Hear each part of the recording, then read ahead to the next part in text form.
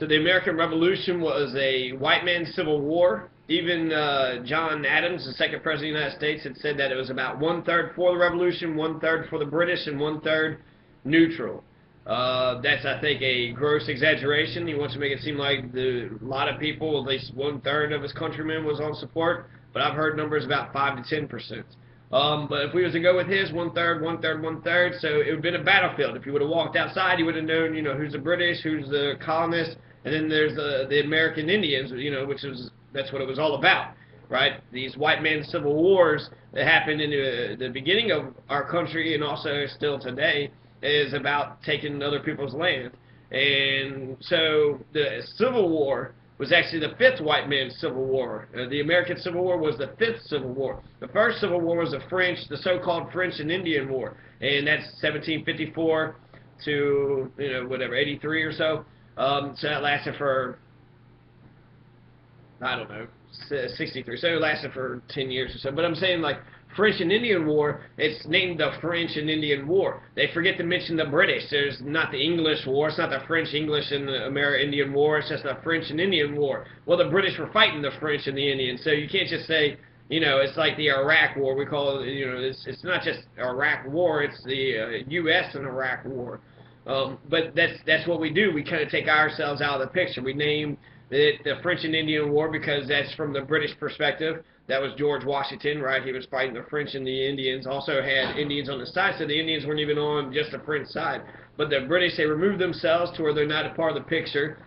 Just like the Spanish-American War in 1898. The Spanish soldiers are in Cuba, and American soldiers go down there to supposedly liberate, right? That's what we do. We go liberate these countries, and then once we get there, we set up shop, and we never fucking leave. So we go there to liberate Amerindians in Cuba. Instead of Guantanamo Bay, we still got a chunk of Cuba at Guantanamo Bay, even though Cuba and America hasn't had good political relations for quite some time. We have access to their place, and that's how the Civil War actually started. The fifth American Civil War was the attack at Fort Sumter. So once a federal fort is put on your land, you're pretty much stuck with it forever. I don't know how you kick out the jurisdiction and of Cuba. I don't know how America could say that they own that land, but maybe they purchased it or bought it or something. I don't know. So the French-Indian, Amerindian and British War was the first white man's civil war for Amerindian land. Then you had the American Revolution. That's the second white man's civil war. Then you had the War of 1812, which was the third white man's civil war for Amerindian land, and then the Mexican-American War. And these all are Kentucky and Louisville directly. The frontiersmen, the pioneers, George Rogers Clark, and all those boys were sending lots of Kentuckians out to die for Amerindian land. Tecumseh's killed, and so all these Kentuckians are going up to Ohio and Illinois, and just keep on going further out west, just so the American government, can get these new lands. So War of 1812, you get the Northwest. You get all those lands that's eventually adopted into, so still American Indian land. And the Mexican-American War, that's still in Texas and a lot of the western lands. So the Mexican-American War, that's James Polk. He's the first Andrew Jackson. Before the Andrew Jackson, I think he's 7th president, 9th president. He's somewhere around somewhere 19th. I don't know, but it was James Polk that led the American Indian War. It was Polk's War, and it was the Whig Party actually come out of the Mexican-American War because there was a lot of this anti-imperialist. You're stealing land.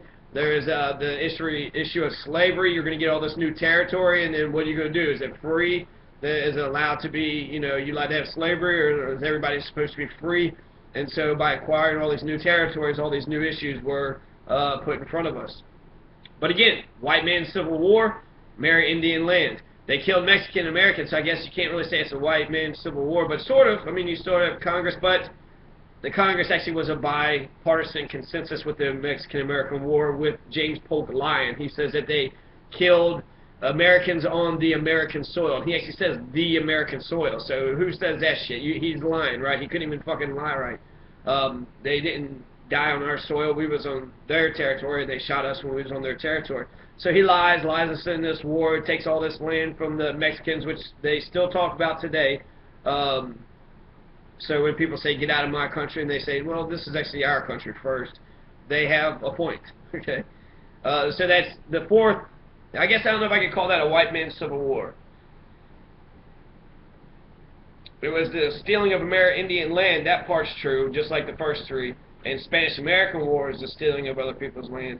But in terms of it being a white civil war, there's no other white colonists that they're fighting. So I guess I'll scratch that out. So the Civil War is actually the fourth Civil War that we had behind the French-Indian-American Revolution, the War of 1812, and then the Spanish-American War, which continues when we start the Empire, 1898, we become an empire with the Spanish-American War. And again, where's Cuba? Where's Cuba at the Spanish-American War? So it should be the Spanish-Cuban-American War. You got to insert Cuba into it. After this war, we defeat the Spanish, and what we get is their colonies, right? And so we defeated Spain and Cuba, but somehow we got the Philippines, and we got Guam, and we got Cuba out of it. I think the Virgin Islands too.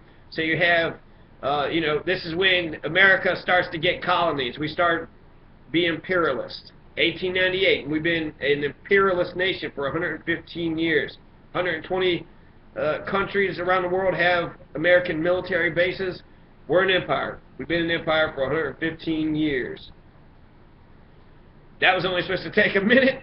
It's about the Louisville Mayors, but just kind of show you the context, the framework that we're working in with history, the point of learning history, so you don't repeat it, the point of learning history, so we understand where we come from, why we're here, where we're at, to better understand where we're at, to have the roots and wings, right? Everybody needs roots and wings in order to succeed, so you need a foundational understanding of who you are, where you're from, in order to go forward. Just recently, we're starting to hear that Germany is teaching about Hitler, but they used to kind of pass over that part. Well, what's the point of passing over Hitler? If you're German and the whole world knows who Hitler is, you can't just pass over those chapters. So the whole world looks at America and they understand what's going on in this country, but Americans tend to not know what's going on. Louisville Mayors, I've never talked to anybody about any of our mayors. I don't know. I mean, maybe it's partially, whatever. I think it's good to talk about politics. It should be water cooler talk, and it doesn't seem, the Bible Belt, you're not supposed to talk about sex, politics, or I don't know, something else, religion. And sex, politics, and religion you're not supposed to talk about, but actually those are one of the most fascinating things to talk about. What else are you going to be talking about if you ain't talking about those things? So, yeah. So bringing Kentucky back, we're going to make Kentucky political, and politics is the damnedest here. So we got to watch out for these corrupt bastards. Some positive things: our Constitution legalizes revolution, so we always have that revolutionary option. Kentucky also is the Constitution is very anti-corporate, but there's something else that was actually bigger.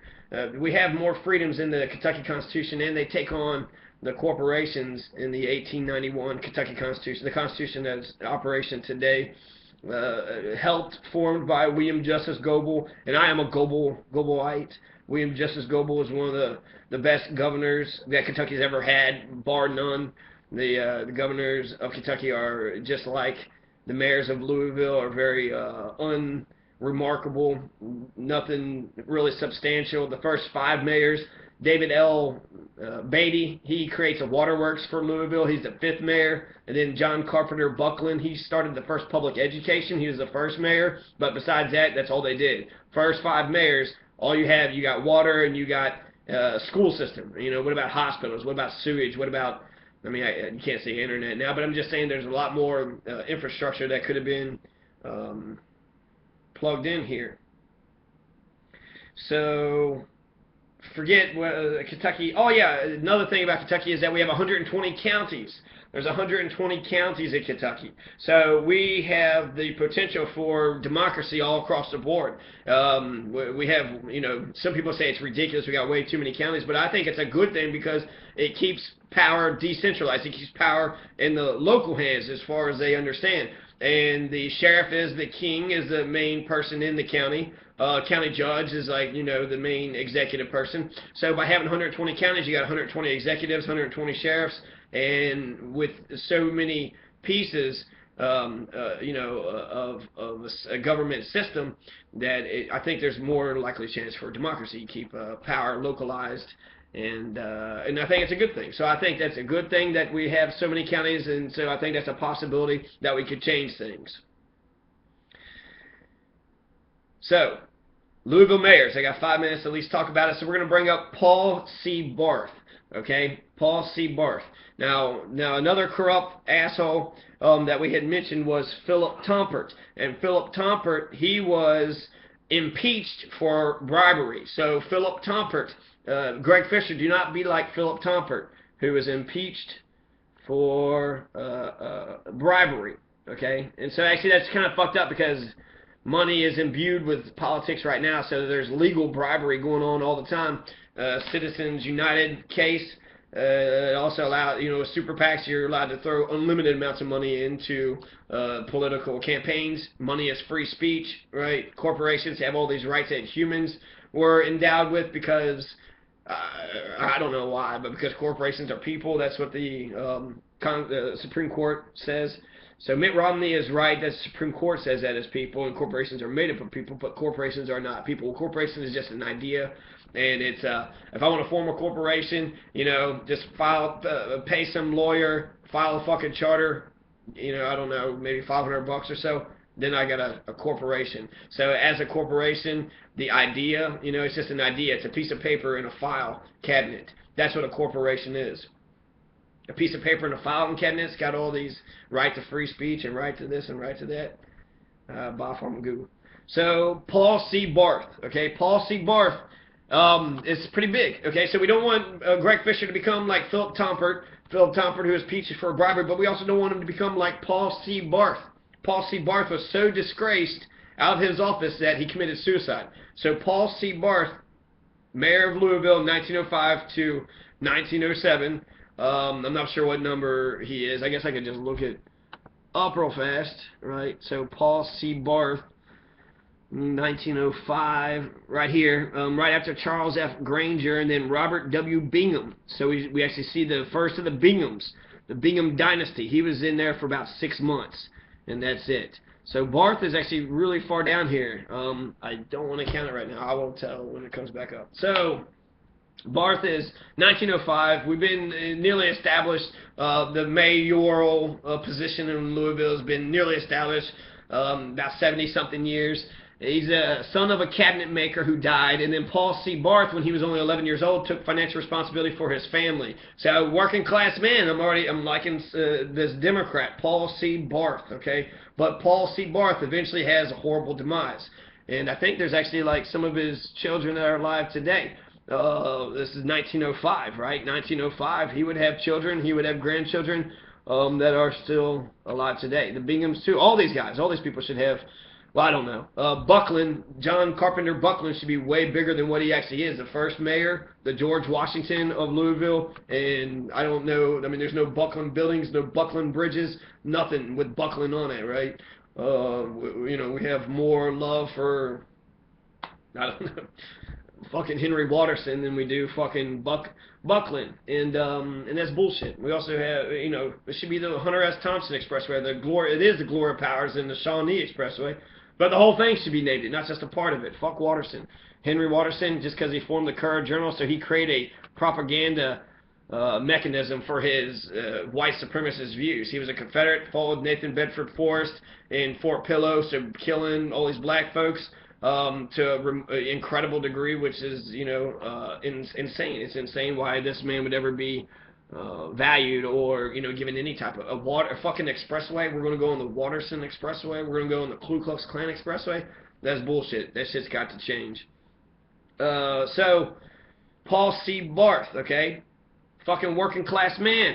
11 years old, his dad dies. He's now having to become, the man of the house and start making money. He becomes a sales manager for the Ithaca Lime Company, and he founded the Ohio River Sand Company. So he's sales manager, he makes all this money, he starts a fucking business. So great, Paul C. Barth is coming up out of nowhere. His daddy was making cabinets and shit, eventually died when he was just fucking 11 years old. Paul C. Barth gets into politics, becomes fucking mayor of Louisville, okay? So Paul C. Barth he becomes mayor. He's in there for about 2 years. He's removed from office because the election is fraudulent. The Kentucky Court of Appeals ruled that the election was invalid, and the Kentucky Court of Appeals threw all the elections out. They removed every single Democrat out of office because they said that the election was fraudulent. So this is, we will hear about this later on with Arthur A. Will, a Republican mayor of Louisville. So it happens twice. Fraudulent election. It's bad shit.